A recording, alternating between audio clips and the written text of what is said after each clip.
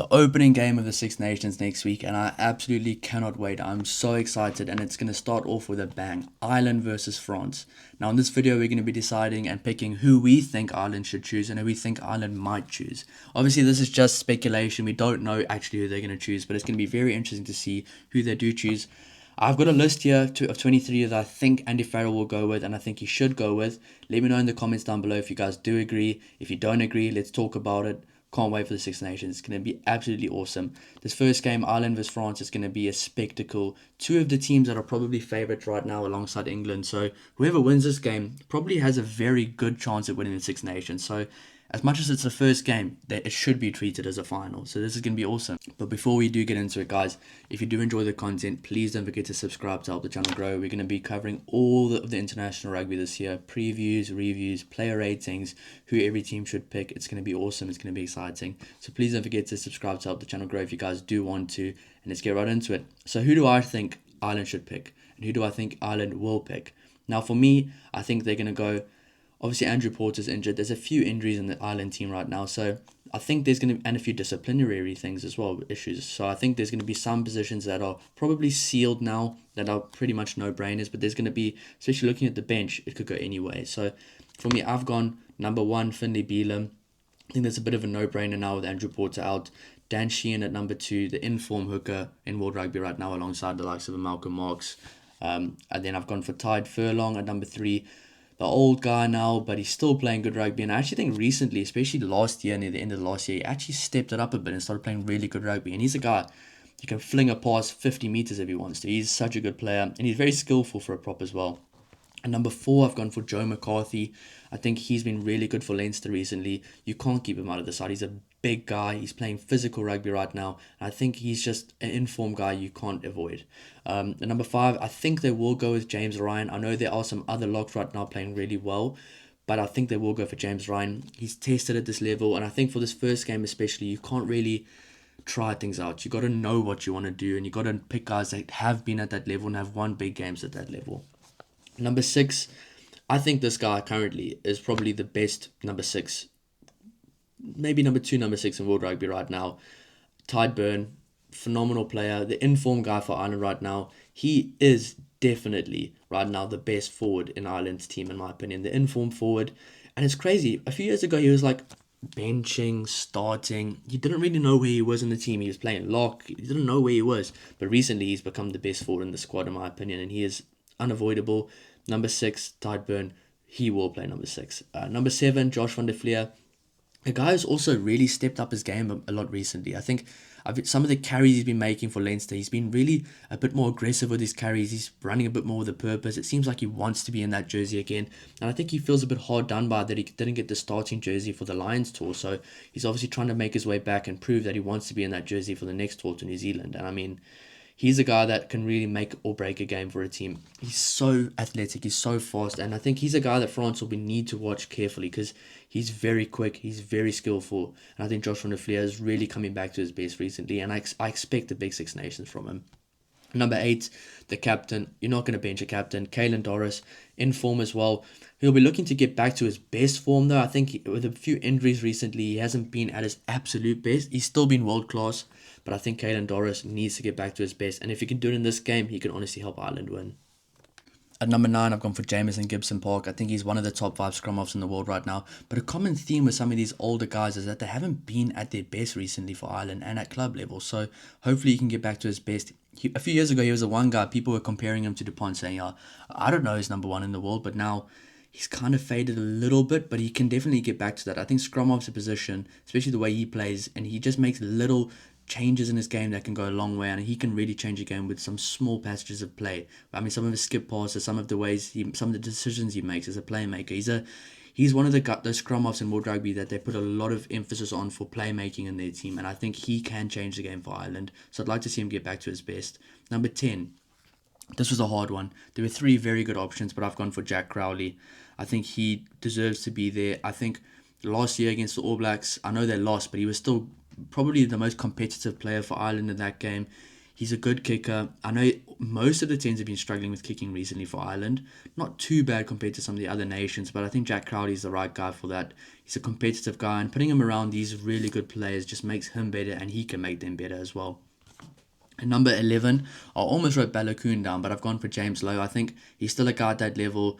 He won't let the crowd get to him. He's got a very good kicking game, probably one of the best kicking games for wingers in World Rugby, one of the best. He's a solid guy on defense. Obviously, recently, another guy's been lacking in form, but I think just get him in the right squad, get him some game time, see if he's still got it, and if he does, he can only help the team. So I think James Lowe at number 11. Number 12, I was probably going to go Bundi Aki, but obviously with this disciplinary stuff going on, I've gone for Stuart McCloskey, and I think you can't go wrong with him. He's been so physical every time he touches the ball. He's a really good ball carrier, and only recently I've actually realised just how good he is. I think he's a very underrated player, and I think he's a really good guy to have against this strong France team as well. Number 13, I think Gary Ringrose, another guy who I just don't think has been at his absolute best recently, but if he does get the chance to be at his best again, and he does click, so for a lot of these Irish players, if things do click for them and they do get back to their best, hopefully in this game, they could have a really, really good win against France. But it seems like where Ireland were a few years ago, they're just slowly fading away, and it seems like they're not giving younger guys maybe an opportunity to try get to those same levels, because sometimes it just takes a guy with a bit of energy and a bit of passion to just get right back up to that level. So hopefully he can. I mean, looking at this team now, you think this is a phenomenal team. And I think if all these players are at their best, this is one of the best teams in World Rugby. So hopefully Gary Ringrose can play at his best. Number 14, I've gone for O'Brien, Tom O'Brien. I think he can be a game changer for them. I don't think he's that experienced yet. Obviously, he's not. And I think that could tell against a guy like Louis Biarré if he does play against him. But I think he can also change a game himself. A lot of people sometimes look at these matchups and say, "Oh, is he going to be able to handle Louis Barry's what he does?" But can he handle Tom O'Brien as well? Like, it goes both ways, and I think he's a very good guy. He can change a game. At number 15, I've gone for Jamie Osborne. I think he's a solid option there. I know Ireland are really going to be missing Hugo Keenan, though. That's a very, very tough loss for them. Now, moving on to the bench. This is where things change up a bit for me. Number 16, I've gone for Tom Stewart from Ulster. I think he's been in the form of his life for Ulster recently. He's put in some massive performances for Ulster, and I think he's a guy that could really use right now a bit of fresh air, but just something different like that, especially off the bench. Maybe not in the starting lineup. Maybe get into those first 55, 60 minutes. Keep the experienced guys. Let them grind it out. They know what they're doing. They know how to get into those winning positions. But then let guys like Tom Stewart come on, especially if you're behind and you need a spark. He can do something like that. Number 17, I've gone for Jack Boyle. Number 18, Tom O'Toole. Obviously, there's a few injuries right now in the Ireland squad, but I think those guys can do a good job for Ireland, especially in the front row of the bench. Number 19, I've gone for the exciting Edwin Edogbo. I think he can honestly make such a big difference for this team. I don't think he's going to start, but I think bringing him off the bench and letting him just get some good game time at the end of the game can really go a long way for a player like him. And I think he's so exciting. He is huge. And I really can't wait to see a guy like him play. Don't know who they'll take off for him, but imagine now Joe McCarthy and Edwin Adogbo finishing the game together. That could be so exciting. And number 20 and 21, I've gone for Jack Conan and Kian Pendergast. Obviously, I don't really know which jersey they'll wear, but I think that's what will happen. I mean, Jack Conan can play. He can probably slot in at lock if you have a lot of injuries there, but he can play 6, 7, and 8. He can play a lot of those positions. He's a very versatile guy. He's experienced. And then a guy like Kian Pendergast, one of the younger guys, but I think he's been really standing out for Connacht this year, and I think he's a good player. And I think he's a guy that they can use in the squad right now, one of those younger guys that can come through and just make a bit of an impact. I think that's what Ireland should do this year. I know 2027 World Cup's next year, and I know this is like a must-win Six Nations almost. I know every Six Nations is, but a guy like him is a guy you could probably put in right now. He can still make a good impact, and he can still help win games for your team. Number 22, I would have loved to put in Nathan Doak, but I think they'll go for Craig Casey. I mean, he's been there, he's done that, he's a good player, and I think when it's all said and done, Craig Casey, especially when Jameson Gibson Park retires, Craig Casey and Nathan Doak will be the guys to take over. Nathan Doak's a phenomenal player, and he's really good with the boot as well, but I think, especially for a game like this, I think Craig Casey will play maybe against the Wales or in Italy. I know Italy are very good this year, but maybe against the Wales you can play a guy like Nathan Doak, or after this game, see how the game goes, see where you are. I think he's a guy that can still make a good impact.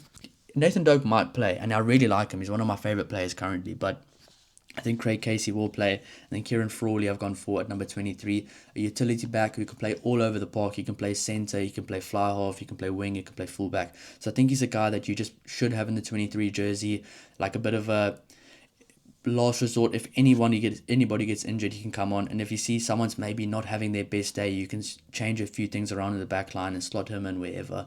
But yeah, that's what I think Ireland are going to go with. Please let me know, guys, if you agree down below. I want to see you guys' reaction. Obviously, I'm not an Ireland fan. This is just me looking as a neutral, seeing guys that are in form for their clubs, seeing a bit of the storyline for Ireland right now, maybe with some injuries as well, some disciplinary things going on. This is who I think they will choose to try beat France in France. I just think my logic is that they'll go for experience and guys that have been there and that they can be game changers. And then maybe on the bench, try some of the younger guys that can come on and make an impact, maybe if they are down or in the lead comfortably. So I think if all goes to plan for this, I think Ireland, if it goes to plan for them, they'll get ahead by quite a bit and then they can bring some of the younger guys on. But if not, and they're struggling to get a win and it's a close game, I think a lot of the guys in the Ireland starting lineup could go 80 minutes. That's just how I see it going this season. But I think after this game, you'll see a lot more new guys in positions, maybe a few experiments going on, but I think that's what's going to happen this game, and this is what I think what's going to happen. But who I'm the most excited to see play from this team, I'm probably right now the most excited to see the likes of, I'm like excited to see Joe McCarthy go, I'm excited to see Tide Burn, Josh van der Fleer back at his best hopefully, I'm excited to see if Crowley can get into that number 10 jersey and make it his. I mean, I think that's the one position where it could be anyone playing next week and you won't know. But they've got 3 good 10 options and it's going to be interesting to see who they pick. And I just don't think for next week they'll go with a backup 10 on the bench. I don't know why. I just think they'll go for a 6-2 split against a very, very strong France forward pack. And maybe it might be a 10 on the bench, but Kieran Frawley also can play 10. So that's why I think he might be the guy on the bench for Ireland to come on.